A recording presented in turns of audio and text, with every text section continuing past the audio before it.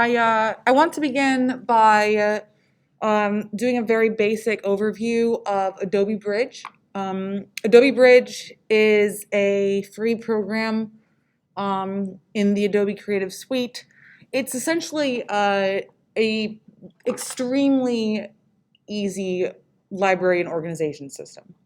And when you're starting to shoot a lot of pictures, it can really help you try to, when you try to select pictures and pare down, make ratings. It has some things in it that are really helpful. So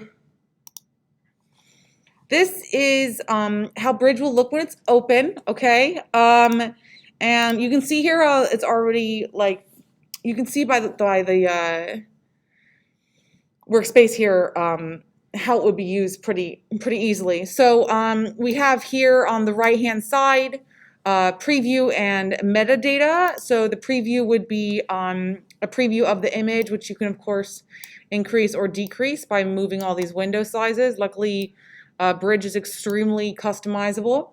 And then this has what's called the metadata down here. And if you remember when class started and I asked you to set the date so that I knew what day and time you were shooting your work, this is where I would see that information here.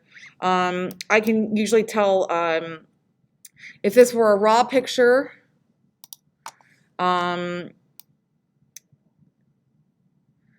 should be able to tell us exactly all the information on it, right? That what the lens I used was, what the camera body was, and what have you. All of that's already in that information, down to the date it was created, the last time I've touched it, and everything. So that information can be really helpful for you. Another thing that's actually really helpful too is this little square of information right here, which clearly tells you what the f-stop is, what the shutter speed is, and what your ISO is set to, as well as how you're taking your focus or the white balance. And this can be helpful if you're ever trying to essentially do another shoot to match a previous one. Your settings are there for you, and it's clearly laid out. It is not hard to find. Another really great aspect of this is that you're able to filter things. For example, you may want to filter things by rating them.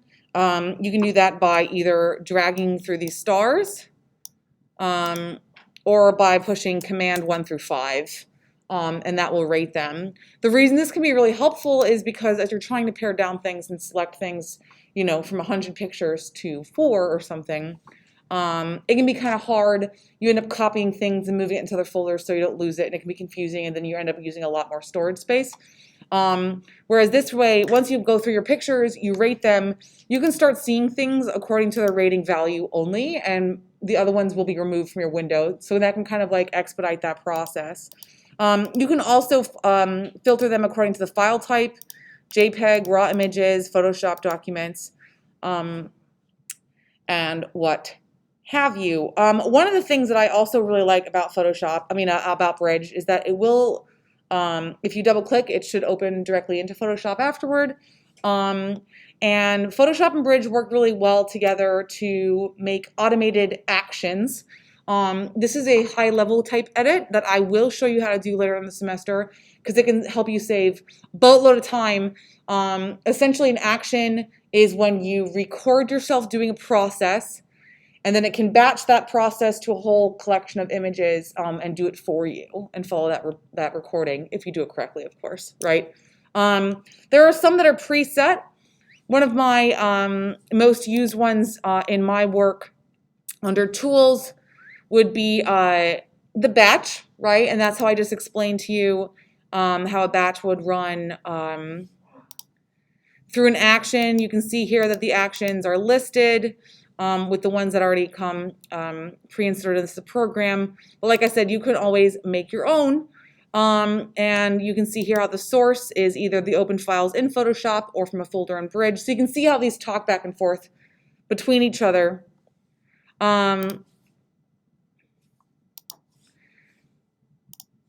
Another really great thing that Bridge has is two more things. The contact sheet too. This is how I send proofs to people when I do a job.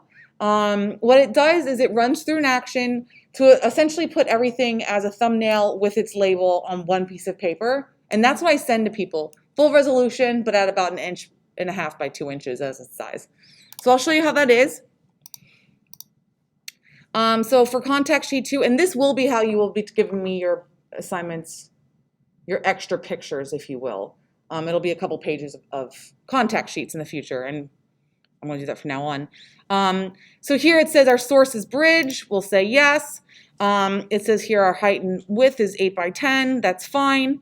4 by 4 is okay. I'll do 3 by 4. Auto spacing also fine by me. The computer can do a better job than I would if I'm doing this on the fly.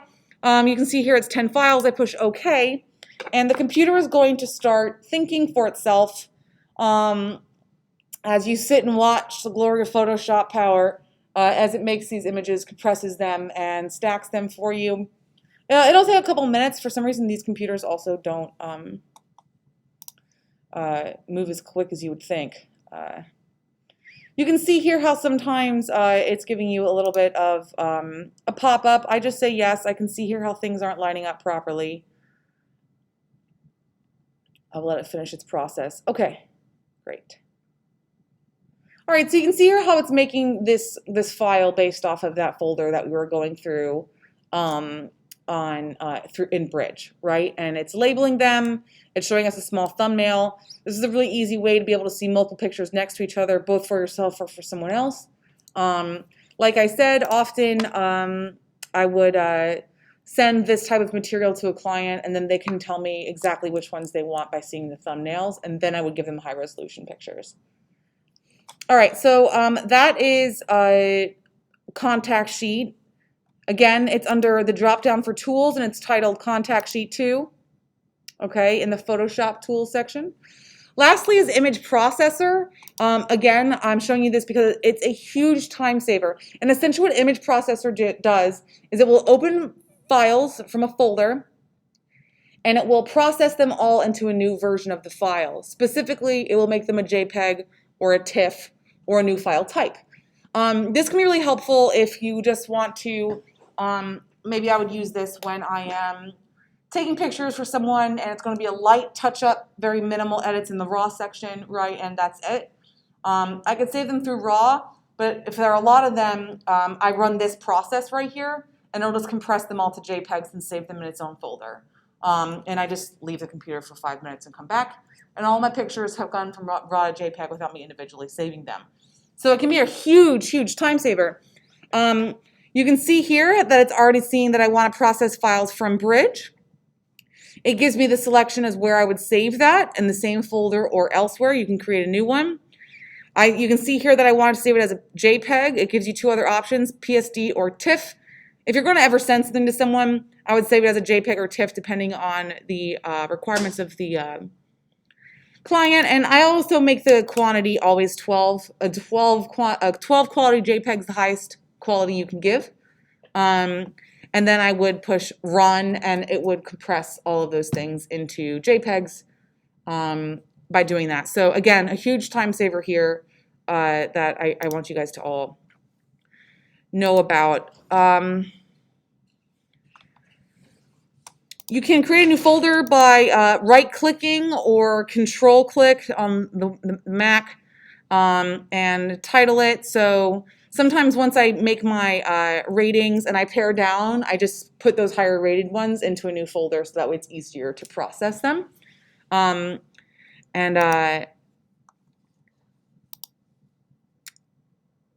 believe this is all I want to show you for Bridge right now. And I really want you to encourage you to use this. It will make your workflow quicker, even though it's a new piece of software. It's like this big compared to Photoshop, right? There are still so many other things that this can show you, but just for starters, it can read any file type, essentially, image file type for the most part, which most software systems can't do, which makes organizing your library kind of impossible because your computer doesn't know what a PSD file is or what your raw version of a file is or what have you, right? Okie dokie. So let's move on a little bit to a couple more things I want to go over. We did go over masking last week a little bit. We'll touch up a little more on masking edits. We had this brief collage. I wanted to do another collage tutorial next week, but being that we haven't been able to do a critique yet, that's a larger priority to me. is to have a critique for that project. So I'm not sure how large I'll make that tutorial, but anyways. All right, so some things I would like to show. First, you have the ability to control a lot of the aspects of the preferences in Photoshop. For example, one of the things you might want to do is control your history log and how you save that. You can clear the scratch disks through the system here. Units and rulers, this is how you would control if your rulers are metric or US measurements, or if the units are pixels, right? You can change it by that. For me, it's really difficult to work with pixels. I work by inches. It's the nature of probably how all of us will work as American. So I prefer to change it if that's not how the settings are automatically. I also have a tendency to change my guides, rulers, and other types of guidelines because they're often automatically light blue or gray in the system, and that makes it hard for me to see it sometimes. So I just go for a real bright, obnoxious color that I will never miss, and I think it makes the work a lot easier. You can always clear those things if you find they're distracting, all right? And I'll show you how to do those also. So you can see here my colors already that I've acquired here. My workspace is also set to the darkest one. There's a white one, a light gray, a medium gray, and this nearly black background. I prefer that. All right.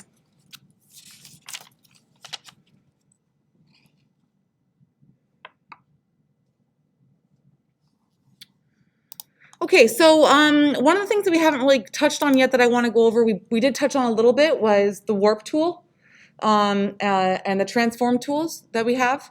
So I'm going to show you very quickly what each one can do. Let's start with the color. And I'm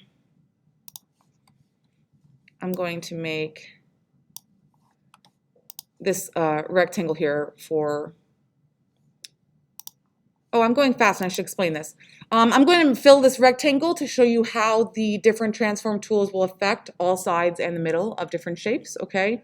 I think that rectangles are the easiest to see it on, so I'm going to work with that instead of a figurative image. So I'm going in the Edit drop-down tool to find Fill, to fill in this selection. I'm going to make it the foreground color because that's my blue, okay? And I'm also going to save this selection, blue, square. And now if I ever need to get to it again, we've gone over that before, I can find it. However, I'm going to transform it. So if I go to Edit, Transform, you can see here how there are a few options here. This mostly has to do with rotating it, obviously, right? A preset rotation. You can, of course, rotate it to any degree you want also, not full 90 degrees or 180. You can choose that. Push Enter when you're done. And you can see here that there are the marching ants. So if I try to make a new selection, it will not work. I have to deselect it. And I will make another selection. So let's fill this one. Let's make it pink. All right. So that's the rotate. We also have this, which is called flipping horizontal and vertical. It'll be easier to show you when the shape is not a full square. Scaling obviously makes things larger and smaller. This is me freeform scaling it. If you hold Shift, you can change the proportions. If you don't hold Shift, it will stick to its the integrity of the proportions originally. Otherwise, you can totally alter that up. Okay. The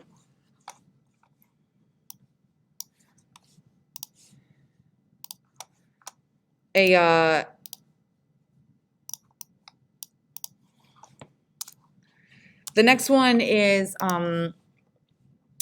skew, distort, and perspective. And some of these are great for straightening more than others. Some of them only affect one side. Some of them affect both sides equally, and I'll show you that now. So here you can see how I can pull things out and up. You can see it is not affecting the placement of the other corners, just where I'm pulling out. And you can, of course, also see here how it is stretching out that midline.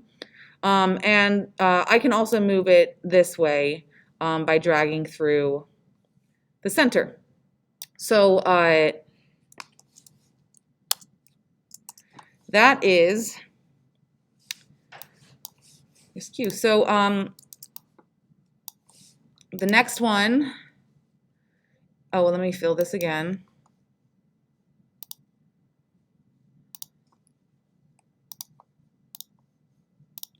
All right, the next one will be distort.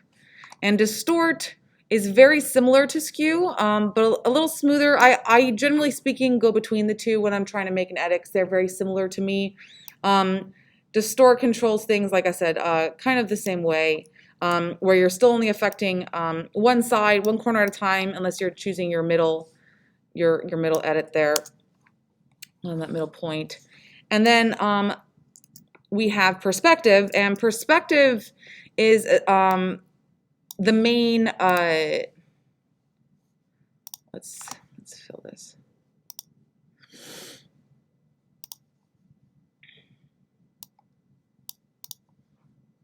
All right, and what perspective does is it affects both sides at the same time.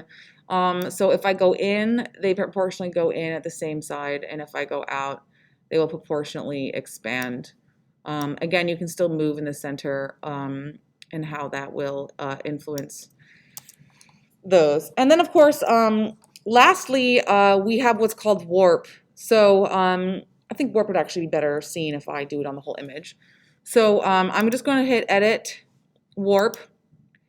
You can see how it's selected what I've put on top of this white paper, right? So this is transparent in the back. And I can warp it. I warp it by using these points to push and pull, but you can also do it in the inside. Warping is, well, it does exactly what it says it does, right? It's like severely warping your picture, but it can make some really interesting shapes, especially if you're working like super graphically. I think that it's more useful than when you're not. I learned how to shape bodies with this tool before I learned how to use the liquify filter. It can make some pretty dramatic changes. Honestly, sometimes the liquify filter hasn't helped me, specifically with picking up someone's chin. The warp tool can be really helpful for that, okay? And now you can see here that we have layers starting to stack up. We have reviewed this before, but I highly advise renaming your layers as you go, as well as putting them into groups to help you be able to maintain your workspace and make it as clear as possible. You can name this group subjects or something, right? So that at least you know what everything is containing.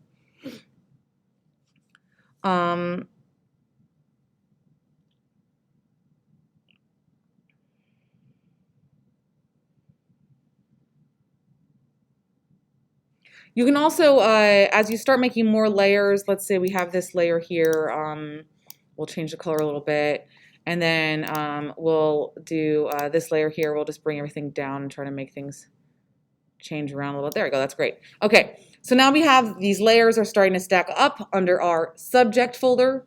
It's rare that you would do this unless you are finishing. I'm still gonna try, I guess, to print our final project in this class, but there's no guarantee there. But if you're printing something, you always want it to be what's called a flattened file. A file with layers can sometimes misprint. And you do that by right-clicking. You can do Merge Group.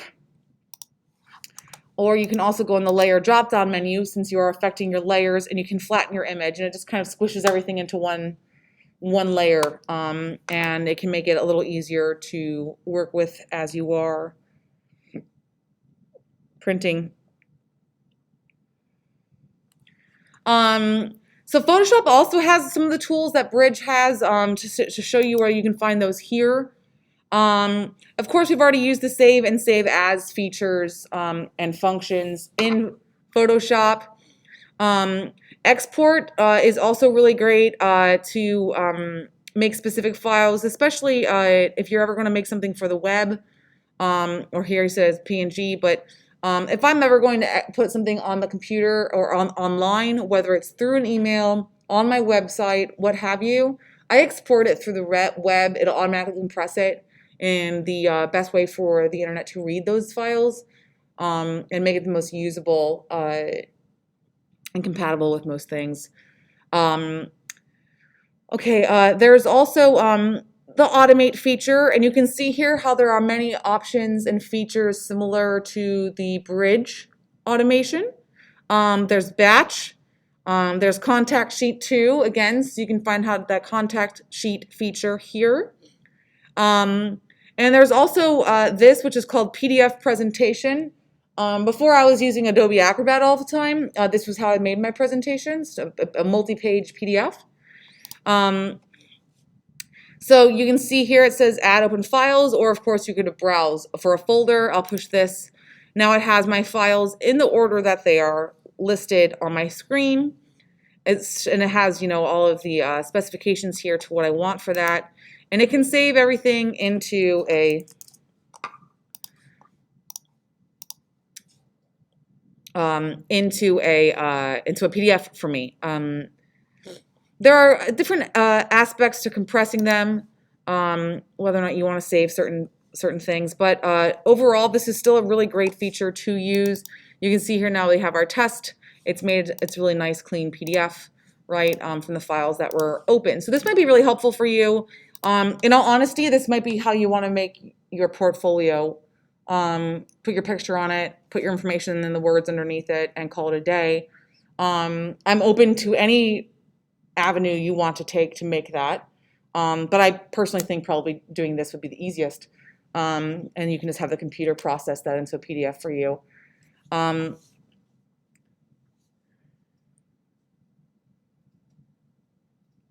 Okay. I want to go over just a couple more things here. First off, I want to show you, review a couple more selection features. We've gone over marquees. We've gone over quick selection. We've gone over magic wand, right? We've gone over saving and loading our selections. And I just want to show you a few more features because half of Photoshop is selecting what you're editing, right? What I was going to do here is have a really quick demonstration of what's called color range selection. And what that is when Photoshop can essentially process through a picture and select pixels within a range of color using the hue and value to make that decision. So first, as I always do, I will copy my background. You can push Command J, or you can, of course, just duplicate the layer by right-clicking and selecting Duplicate Layer. And I'm going to make a selection here of this extreme orange on this woman's shirt. This is it should be relatively easy to select this. There's some orange on her lips. I can see some spottling in the orange around her, but there might be a problem. And if I were doing this on a very meticulous way, I would be more careful than I will be for the sake of example, but I'm just going to go over this. So maybe her lips will get taken, maybe some of these skin tones here, but this orange is pretty bright and very different from the other colors here. So under the Select drop-down menu, being the fact that we're working with selections, we're going to pick what's called Color Range. All right, and it'll bring us to this menu. And you can select colors on her shirt. And you can see here how it's changing its selection based on the exact hue and value that I'm picking here. I can see that we're losing a little bit of that in there, but I think that this is probably our best selection, which is going to be around here. All right, so I'm gonna go with that. The fuzziness of this has to do with how much or little it is taking in. So you can see here, as I bring up the fuzziness, it's starting to select also the oranges present in her skin. It looks like a little demon. And if you bring it down, you can start really tailoring that selection there, okay? I'm gonna push OK, I think this is fine. You can also select this. This says localized color clusters. And what that does essentially is it localizes your selection to one spot. So instead of selecting the whole shirt evenly, it's going to focus on where that dropper went. This could also be really helpful for things like selecting your sky when it's spotted around, things like that, okay? Not having this selected, of course. But, all right, so we have this. We can see our selection here. I can see where it's not perfect over there, but again, for the sake of the tutorial, I'm just going to continue. So now we have her shirt. I'm going to do 2 things to this to make this edit seem hopefully as natural as possible in this short time I'm going to take to write it, to do it. I always do these 2 steps, or at least one of these steps, when I'm working with a figurative picture and not something graphic. And I will always modify my selection by feathering it. I try to feather it between 3 and 5 pixels. I've discussed before what feathering was in terms of that hard edge or a feathered edge, right? And how things look a lot more natural when they don't have that sharp, cartoonish edging. So I want to make sure we do that here when we do this. I'm just going to make it the feather of 3. It's actually pretty strict. I might not even be able to go that much.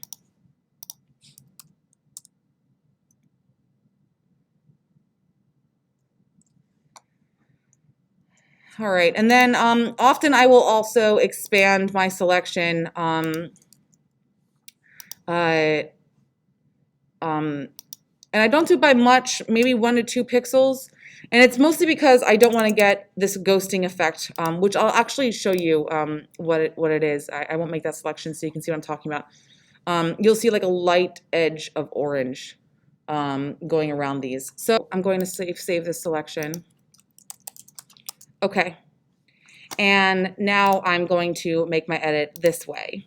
All right, so what I did is I made what's called a mask based on the selection, a selection-based mask, okay? And so it's not affecting the whole picture, it's just affecting where the selection's been made, so you can kind of start changing the color of her shirt into something that you maybe like a little more.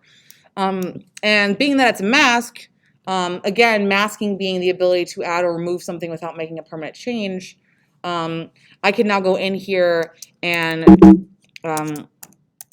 try to get rid of this haloing that I didn't take care of prior to making my selection. So what I would do for this case, I'm going to load my selection, and I'm going to do that modification that I explained earlier. So here we are. I'm going to expand it. I'm only going to do maybe 2 pixels. I can see how now it's lined outside of that orange line. And I'm just going to feather it 2. All right.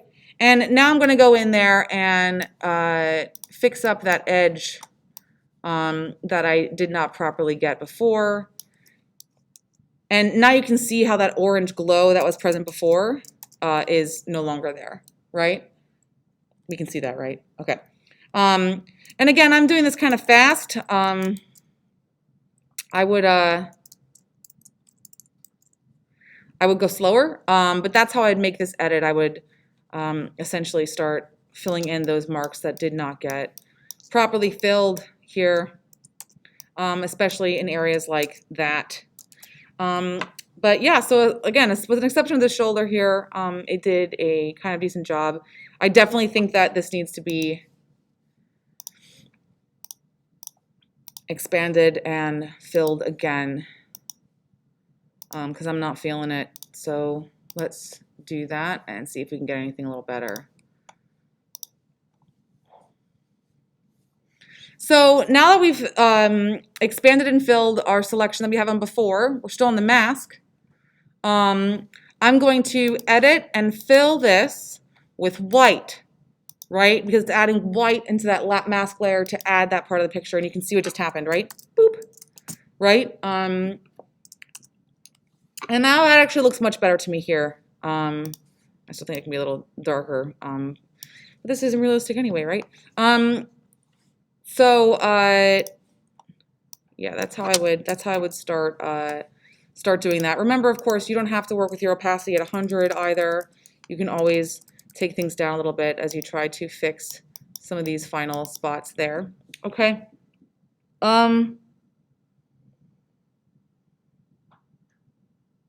Oh, okay. And the last thing that I want to go over, I believe, is again, we're trying to start really reviewing a non-destructive edit. And a non-destructive edit means that's not making permanent changes and it's not going to fully affect, yeah, this shoulder here is bothering me so badly, so I'm going to turn this off for the rest of the lecture. It's not making permanent changes to the picture. And we've gone over dodging and burning, right? Dodging being to make brighter, to add light, burning being to make darker, to add shadow. But you're essentially painting that onto the picture when you're doing it, right? Which means that image layer has been permanently altered. There is a way around that. You can create a file or create a new layer. All right. And now, again, this is me pushing that the idea of masking and using layers to change things rather than directly modifying the image. So we're going to review the layer blending modes next week. And this will probably make more sense afterward. But we have reviewed before how this top selection is the darkening blending modes. This one has to do with making things lighter, the second selection. And this third selection specifically has to do with contrast. And when I'm saying that it modifies contrast, essentially, if the value of something is brighter than middle gray, it will add light to it. And if it's darker than middle gray, it will add darkness to it, right? So it's using that 50% gray as a starting point. And if the values are brighter than that, it will affect those as such. And if it's darker than that, it will affect it as such, thereby increasing contrast, okay? So what this means essentially is if you have a 50% gray layer, you can't see it. I will show you. So we have our new layer here, and I'm going to fill it with 50% gray. You can see here that it's a selection because it's used that often, right? That it's automatically there for you. And I'm going to use one of these contrast layers, specifically overlay. You can see by running through these that it's making absolutely no difference because it's 50% gray, right? So I'm going to use overlay. And now what you do is you work with black and white to add your or remove your lighting. Okay, so we can start maybe with, I don't know, going underneath her chin a little bit and trying to really make, that's way too sharp. Trying to maybe make the underside of her chin stick out a little more, right? So I can start painting on some of that shadow to kind of push that back. Yeah, great, like that. You know, maybe, I don't know, darken her hair, I don't know. Okay, so now I have much more shadowing on her chin. I honestly hate the color of this shirt so much. I would probably try to change the color here with burn. You can see here where I've started drawing on it. It might be a little difficult to see on your screen. Oh, you can a little bit. But you can see the parts where I've been adding black to this. And even if I toggle back and forth here, you can see the extreme changes that have happened that didn't seem so extreme at the time. Of course, adding white's going to do the opposite. So maybe we want to give her even more sparkly eyeballs. That's pretty common. Maybe brighten her mouth, also common. Common thing, making the chin nice and bright. That little dot of light's really great. Nice happy cheeks, right? And maybe we want to just paint on a little bit more of her highlights on, make her hair look a little fluffy. All right, maybe add this, maybe lightly bring out that like shape of her neck here, right? I often like to do something along the lines of the edges of the face to try to make sure that they're not blending too far into the background. Just a really nice way to separate it a little more, almost like a fake hair light, if you will. All right. And now with like the smallest of edits, you probably can't even super tell that this looks like we just touched it up a lot. But by simply toggling between these two, you can see the extreme difference that's made, right? Not that this was a bad picture to begin with, but this is a little more intense and cleaned up looking, right? Simply by brightening her eyes, pushing her hair back, pushing her face forward, right? Bringing out the things that matter, pushing away that doesn't. Neck doesn't matter. Chest doesn't matter. Her ears are not important here, right? And so I'm just pushing that back. Again, toggling back and forth. You can see the difference in her eyes. I can also see here that I did not stay in line with her head. This is the time for the history brush tool. I'm going to go back. You can see my history here. I can tell here that this is my dodging and burning. So I'm going to mark that spot right there. Because after that, I've been dodging and burning with that brush tool, right? Painting black and white with the brush tool on the gray layer. So I've marked this as my point in time. I'm going to use that with the art history brush tool. I am going to do it at 100% because I want to get rid of that whole mark.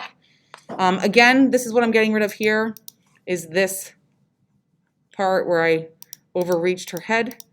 And I'm just going to get rid of that. Again, you can see that just go right away. And now at least we have that a little more manageable there. Okay, so again, the dodge and burn tool can completely make a picture more dramatic. It's something I always add. I always push my shadows and my highlights, and I always like doing it by hand and kind of, like I said, kind of painting my light on where I think it's most important. And even just like by toggling between this, it's just like her eyes are popping more. Her cheeks are actually getting light where they're supposed to. It's a little less flat, but not in an unflattering way. Of course, we could like retouch it more with other ways I showed you, right?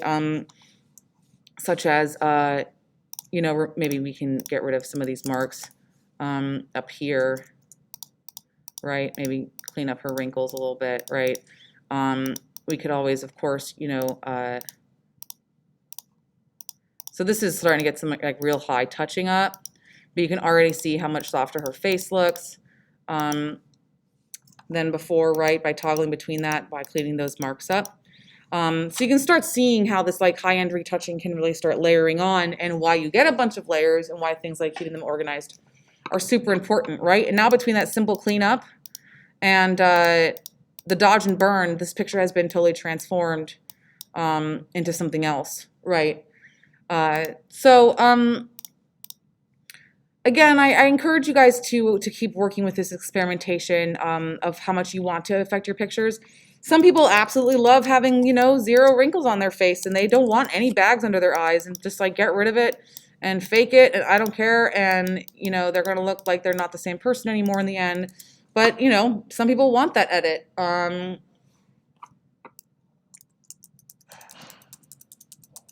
You know, it takes some time off of them. Yeah, are there any questions?